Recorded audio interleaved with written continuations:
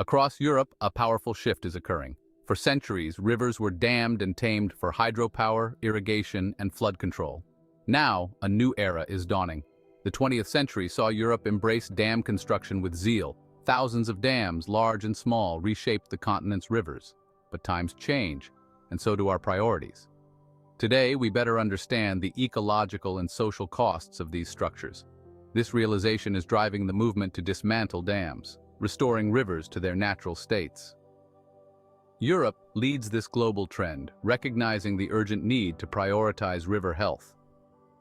Let us explore why this change is happening and what it means for the future.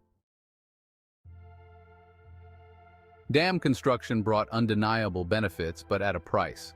Over time, the negative impacts on ecosystems and communities became impossible to ignore. Dams disrupt the natural flow of rivers, impacting fish migration and sediment transport. Habitats are fragmented and water quality suffers. The social costs are equally significant. Dam projects often displace communities, flooding ancestral lands and erasing cultural heritage.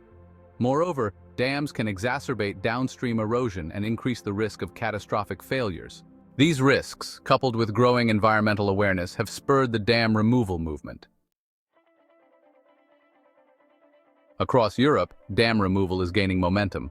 From small weirs to large hydroelectric dams, structures are being dismantled, breathing new life into rivers. In France, the Vaudre Dam on the Saluna River was demolished in 2019 after nearly a century. This ambitious project reconnected 50 kilometers of river habitat, benefiting salmon and other migratory fish. Spain witnessed the removal of the El Puello de Jaca Dam on the Gallego River in 2017. This project, a landmark achievement, restored the river's natural flow, revitalizing the surrounding ecosystem. These are just two examples among many. Each dam removal, regardless of scale, contributes to a larger effort to restore Europe's rivers and reconnect with nature.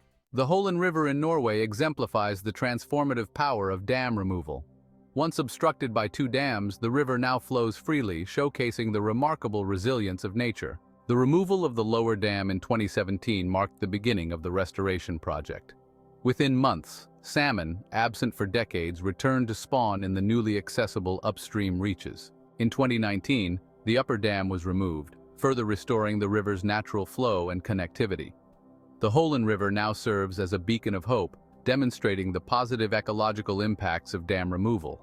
This success story highlights the importance of long-term monitoring and adaptive management in river restoration efforts.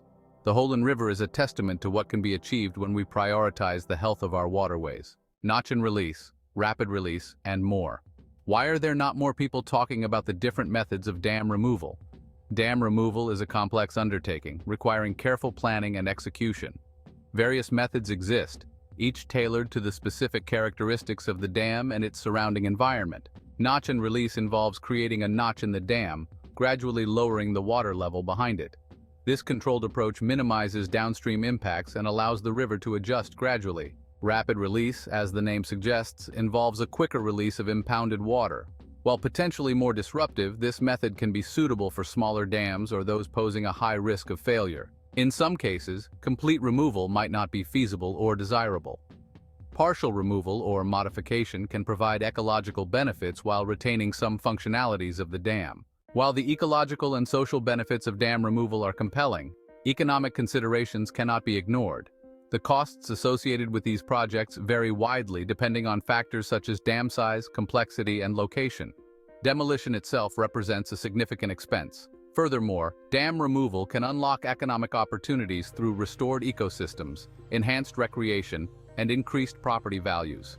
If you found this deep dive insightful, don't forget to like, share, and subscribe for more content like this.